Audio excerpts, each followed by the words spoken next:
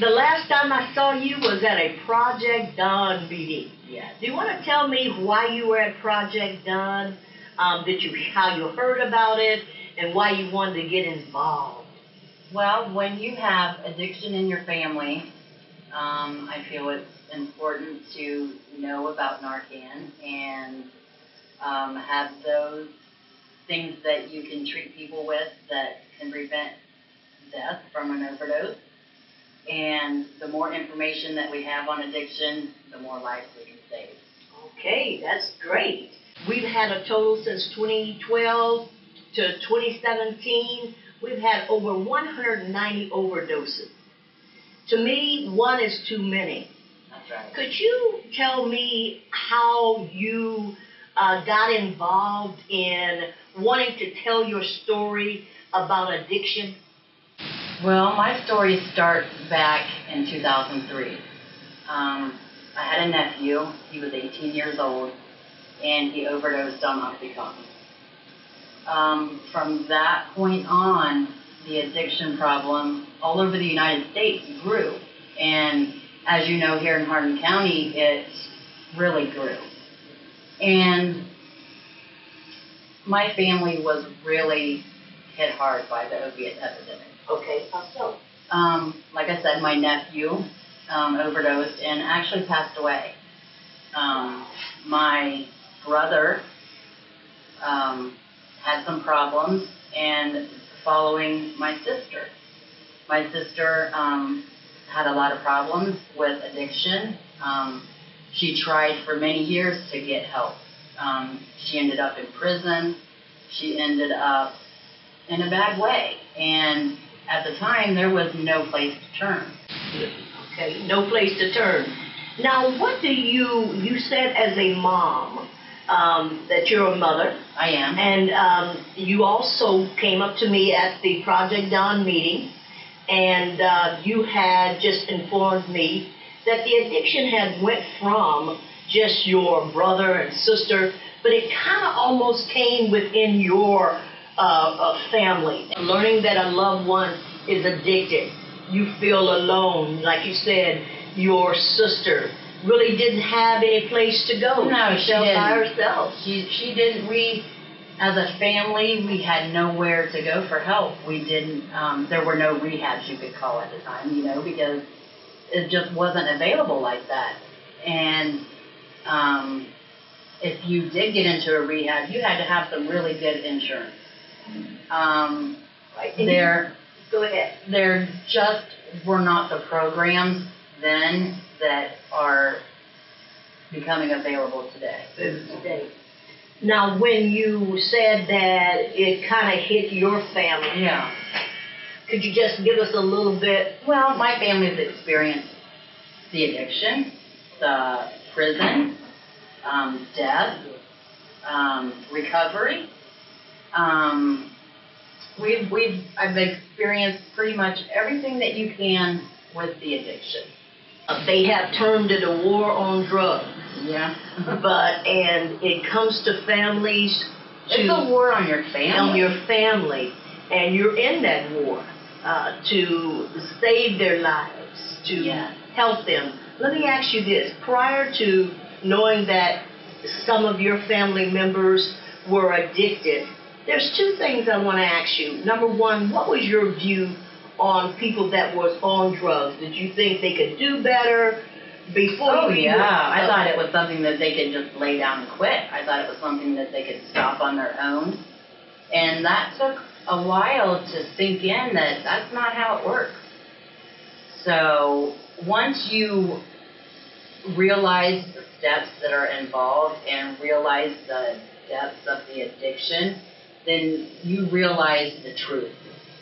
Realize the truth, yes. So when you do that, and I think that once I got a grasp on what was going on within my own family, I've been able to help them in many ways.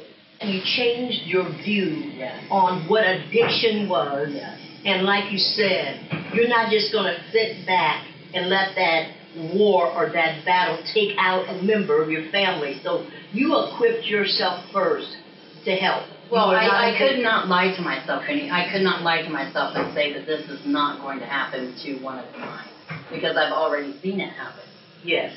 So if I was going to say, okay, well, you're not going to survive this, or you are going to survive it, you know, it could go either way, but the more involved I am, the more chances they have. That's right, the more chances they have. What do you think is the number one thing that you would tell a community, that you would tell family members?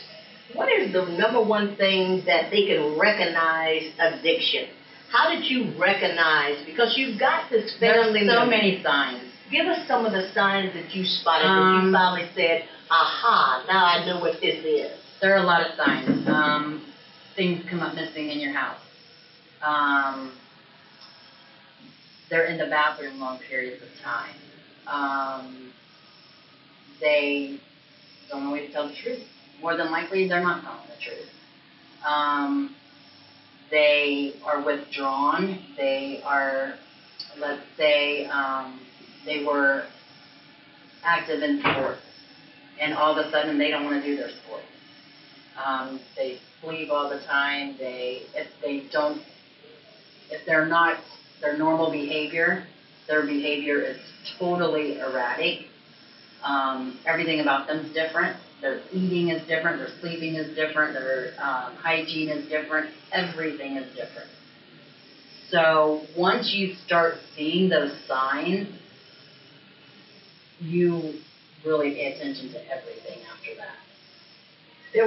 Thank you for that. There was a article in the paper about a councilman that wanted to stop saving the lives of addicts, Yes, and you I saw probably that. read that, with Narcan, Yes. because he felt it really was a waste of money. Mm-hmm. Give me your view on why we should save addicts, as we call them, and to you, do you look at your members as an addict, or how do you view your I hate family the word members? addict. Yes. For starters, I hate that word. They have a disease just like many other people have diseases.